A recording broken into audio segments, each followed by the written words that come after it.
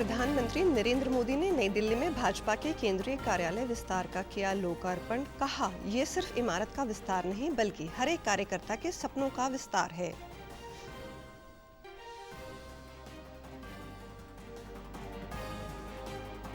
G20 कृषि कार्य समूह की दूसरी बैठक चंडीगढ़ में शुरू। टिकाऊ कृषि, खाद्य सुरक्षा के मुद्दे पर किया गया विचार विमर्श। और मुख्यमंत्री मनोहर लाल ने की वर्ष 2023-24 की बजट घोषणाओं की समीक्षा बैठक। परियोजनाओं को जल्द अंतिम रूप देने के दिए निर्देश।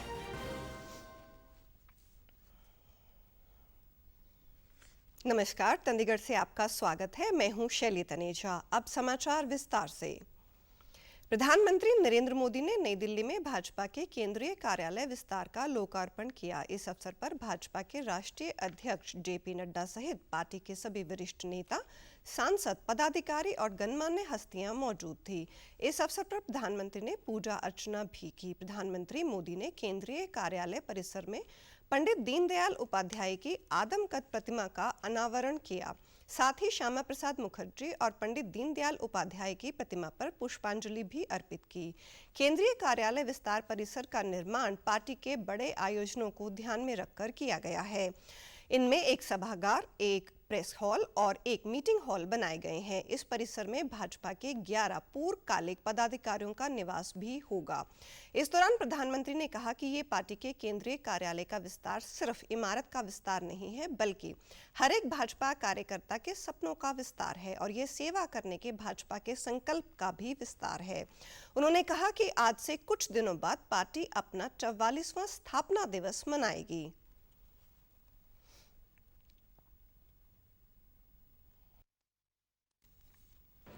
यात्रा एक अनथक और अनवरत यात्रा है। ये यात्रा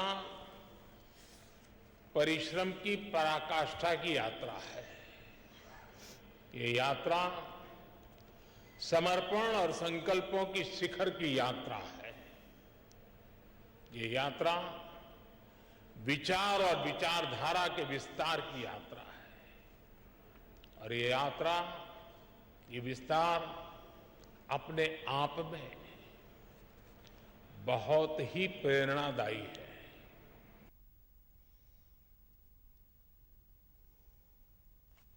अग्निपथ योजना जमीन पर तेजी से रंग लाती नजर आ रही है। नौसेना के पहले अग्निवीर बैच की पासिंग आउट परेड हुई, जिसका निरीक्षण नौसेना प्रमुख एडमिरल आर हरिकुमार ने किया। 273 महिला अग्निवीर सहित 26 अग्निवीरों का 16 सप्ताह का प्रशिक्षण सफलतापूर्वक संपन्न होने पर इस परेड का आयोजन किया गया। समारोह इसलिए भी यादगार रहा क्योंकि प्रारंभिक प्रशिक्षण के सफल समापन के बाद देश के किसी भी प्रशिक्षण संस्थान के अग्निवीरों का ये पहला पासिंग आउट है। इतिहास रचने जा रहे हैं। इतिहास भारत के प्रथम अग्निवीर होने का, इतिहास भारतीय सशस्त्र बलों में नारी शक्ति को और मजबूत करने का, इतिहास भारतीय नौसेना में एक नए युग की शुरुआत करने का। नवंबर 2022 में INS चिल्का में शुरू हुआ यह प्रशिक्षण बहुमुखी था। इसमें अग्निवीरों को शैक्षणिक, सेवा और बाहरी प्रशिक्षण दिया गया। अब इन अग्निवीरों को समुद्री प्रशिक्षण के लिए सीमावर्ती युद्धपोतों पर तैनात किया जाएगा। पासिंग आउट परेड के दौरान योग्य अग्निवीरों को पुरस्कार प्रदान किए गए। चंडीगढ़ में आज से G20 कृषि कार्य समूह की दूसरी कृषि प्रतिनिधि बैठक आयोजित की जा रही है। इस 3 दिवसीय महत्वपूर्ण बैठक में भारत के साथ 19 सदस्य, 10 आमंत्रित देशों और 10 अंतर्राष्ट्रीय संगठनों के प्रतिनिधि हिस्सा ले रहे हैं। बैठक में टिकाऊ कृषि, खाद्य सुरक्षा के मुद्दे पर विचार विमर्श किया गया। बैठक के पहले दिन आज AIMS रैपिड रिस्पांस फोरम का आयोजन किया गया। कृषि एवं किसान कल्याण विभाग के अपर सचिव डॉक्टर अभिलक्ष्य लिखी ने खाद्य सुरक्षा एवं पोषण विषय पर ग्लोबल फ्रेमवर्क प्रस्तुत किया। वहीं विभिन्न देशों के प्रतिनिधियों ने अंतर्राष्ट्रीय स्तर पर खाद्य बाजार के विकास पर अपने विचार रखे। As was just mentioned, is defined by its motto, One Earth, One Family, One Future, a vision that has been envisaged by our Honorable Prime Minister, Shri Narendra Modi. The Honorable Prime Minister has also stressed lifestyle for environment, what has been called Mission Life, making the fight against climate change democratic, in which everyone can contribute. बैठक के पहले दिन केंद्रीय संयुक्त सचिव कृषि और किसान कल्याण रितेश चौहान ने आयोजन के बारे में जानकारी देने के लिए बैठक की।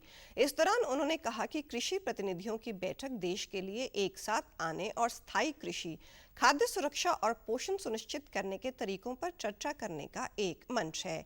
बैठक के आगामी दूसरे और तीसरे दिन खाद्य सुरक्षा और पोषण, समावेशी कृषि मूल्य श्रृंखला और खाद्य प्रणाली व कृषि के डिजिटलीकरण पर चर्चा की जाएगी। इसके अलावा सदस्य देशों के बीच शासकीय सूचना और ड्राफ्ट तैयार किया जाएगा, जो कृषि से जुड़े चारों मुद्दों पर केंद्रित होगा। कोविड-19 के बढ़ते मामलों को देखते हुए director health and family welfare की अध्यक्षता में बैठक की गई, जिसमें यूटी प्रशासन ने फैसला लिया कि कोरोना के लिए नमूनों के H1, H3 और N2 टेस्टिंग के लिए भेजे जाएंगे। 27 मार्च को मंत्रालय की ओर से आदेश है कि सेक्टर 22, सेक्टर 45, मनी माजरा सिविल अस्पताल और GMCH 16 में इमरजेंसी विभाग में आने वाले सभी मरीजों की जांच की जाएगी। असिस्टेंट डायरेक्टर मलेरिया को निर्देश दिए गए हैं कि क्लस्टर एरिया की पहचान करें और प्रोटोकॉल के अनुसार जीनोम सीक्वेंसिंग भी की जाए। सेक्टर 16 के अस्पताल में कॉपी डेडिकेटेड वार्ड बनाया जाए। यदि किसी मरीज में लक्षण मिलते हैं तो उसे 7 दिन क्वारंटीन किया जाए।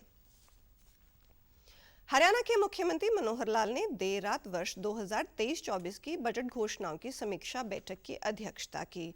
मुख्यमंत्री ने विभिन्न विभागों की बजट घोषणाओं पर विस्तार से चर्चा की और अधिकारियों से इस बारे में विस्तृत समय सीमा सहित बिंदुवार समीक्षा की।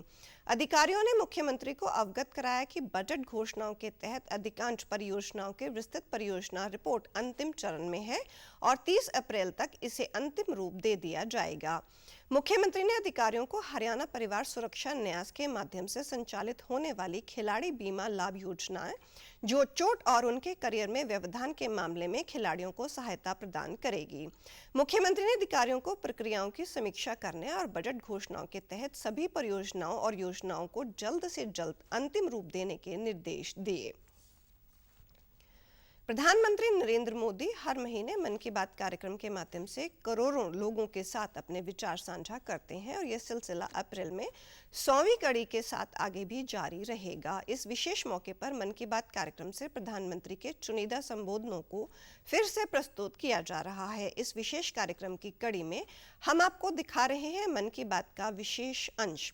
भारत के अंतरिक्ष कार्यक्रम ने नई ऊंचाइयों को छुआ। भारतीय अंतरिक्ष कार्यक्रम के लिए 15 फरवरी 2017 को उसका दिन बेहद खास था। इस दिन इसरो ने रिकॉर्ड 104 सैटेलाइट अंतरिक्ष में भेजे थे। 26 फरवरी 2017 को प्रसारित मन की बात कार्यक्रम में प्रधानमंत्री ने कहा कि हमारे वैज्ञानिकों और अंतरिक्ष प्रौद्योगिकी में हमारी प्रगति ने हमें गौरव प्रदान किया है। चाहे गरीबी से निपटना हो, बीमारियों से बचना हो, दुनिया से जुड़ना हो, ज्ञान जानकारियां पहुंचाना हो, टेक्नोलॉजी ने, विज्ञान ने अपनी जगह दर्ज करा दी है।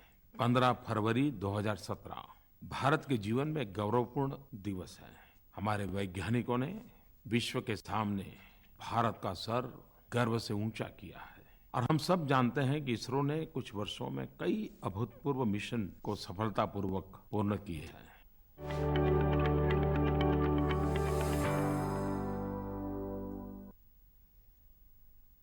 चैत्र मास के शुक्ल पक्ष की प्रतिपदा से शुरू हुआ नवरात्र कल नवमी तिथि को संपन्न होंगे। आज अष्टमी के अवसर पर देश भर में कंजक पूजन किया जा रहा है।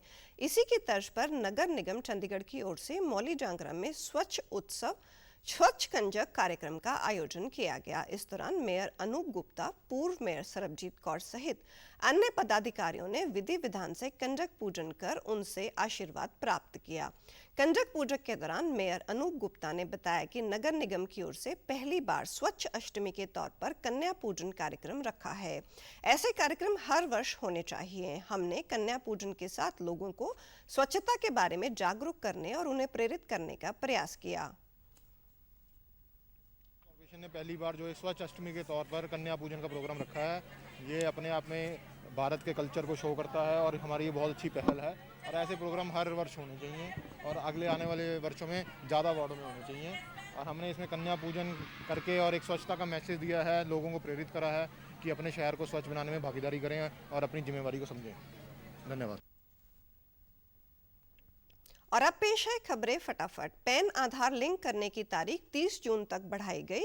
CBDT ने बताया जो पैन कार्ड 1 जुलाई 2017 से पहले बने हैं उन्हें लिंक कराना जरूरी।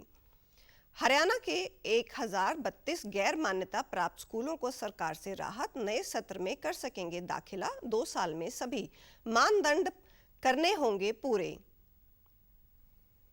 SGPC का साल 2023-24 का बजट 11 अरब 38 करोड़ रुपए पास। SGPC का भी 57 करोड़ का सप्लीमेंट्री बजट पास।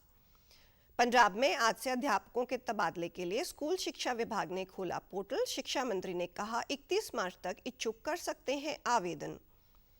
और आप हमारे समाचार YouTube channel DD news Chandigarh, Facebook DD news Chandigarh, Twitter handle DD news CHT पर भी देख सकते हैं। इसी के साथ चंडीगढ़ से समाचारों का सिलसिला समाप्त होता है। नमस्कार।